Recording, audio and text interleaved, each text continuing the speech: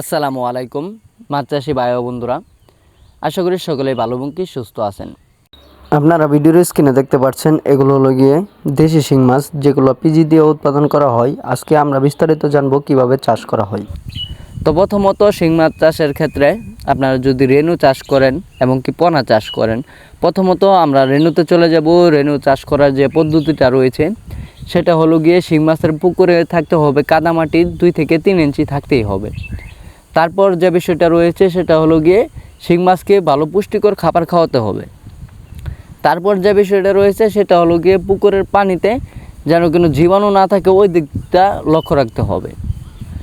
তো পোনা যদি আপনারা চাষ করতে চান, পোনার যে হিসাবটা রয়েছে আপনারা পোনা যে কোনো পানিতেই ছাড়তে পারবেন, কিন্তু পানিতে অতিরিক্ত জীবাণু এবং কি অতিরিক্ত গ্যাস থাকলে সেখানে শিং মাছের ভাইরাস হওয়ার সম্ভাবনা রয়েছে।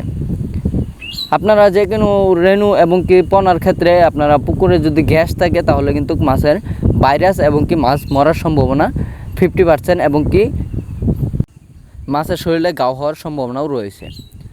তো আমরা যদি শিং মাছের পোনা চাষ করতে যাই, ওই ক্ষেত্রে যে পোনাগুলো রয়েছে 1 থেকে 2 ইঞ্চি ওইগুলো ছাড়ার পরে আমরা ফিড খাবার খাওয়াতে পারবো, যেগুলো বাসমান খাবার রয়েছে ওইগুলো খাওয়াতে পারবো।